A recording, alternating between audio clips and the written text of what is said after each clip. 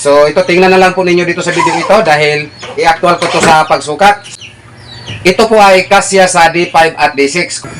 So yung what's up mga brad, may nagpagawa pa dito sa amin ng maliit na MCB. Ito ay mataas lang po ng konti sa botilya ng Coca-Cola.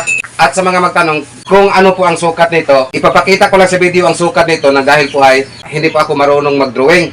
So ito, tingnan na lang po ninyo dito sa video ito dahil i-actual ko to sa pagsukat. So ito po ang sa harap. So yan, 8 inches. At ang sa gilid naman, so yan, 12 inches. At ang patayo nito, nasa 15 inches. Bali, ang kinabuhan sa sukat nito ay 8 by 12 by 15 inches. At itong sa front panel nito, ito po ay nasa 7.5 inches.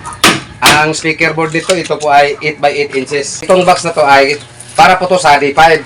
Pero kung ang D6 nyo ay maliit lang po ang watt, so kasyang-kasya po dito. At ito pala ang nakaload sa kaniyang apat na sub. Itong Live Pro 15 at 1K.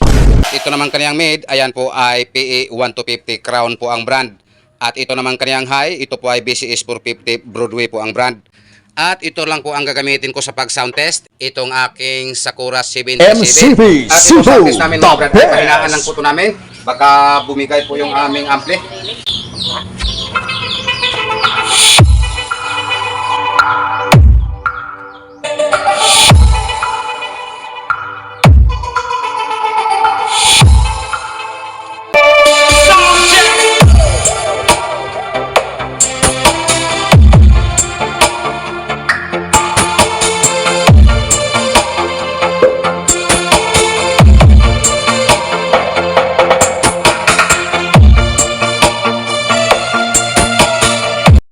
So yo, what's up mga brad, ito po pala ang mga item na ipinadala namin sa Sipalay Negros. Ito po ay in-order ni Mr. Randy Magada. So ayan, complete package po to. Dalawang mid-high full range 15 at itong isang EC400 na Audio Master po ang brand.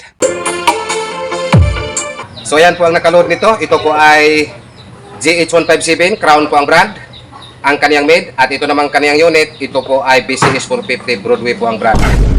At ito po ang time na nandun na po sa kanilang bahay ang aming ipinadala ng mga items. So ayan, nagpadala po siya sa amin ng picture na nagpapatunay na natanggap na po nila ang aming ipinadala. Itong dalawang speaker box at itong isang EC400 na Audio Master.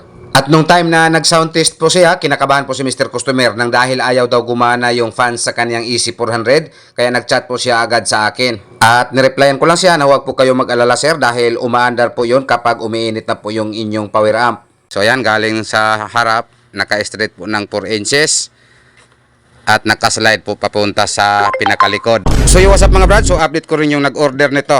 4 na mid-high turbo. So ayan, nakamasilya na, baka bukas ipa-primer na po to natin. So ayan po ang aming mid-high turbo. Kaming mga box maker mga brad ay magkaiba po kami ng design sa mga mid-high. Lalo na po nitong mid-high turbo. So ito po ang aming mid-high turbo. So yan, papakita ko po sa inyo. So ayan, galing sa harap, naka-straight po ng 4 inches at naka-slide po papunta sa pinakalikod. Dito sa harap, naka-slanting po to. Hindi ko lang alam kung ilang degree po to. So shout out po sa nag-order nito.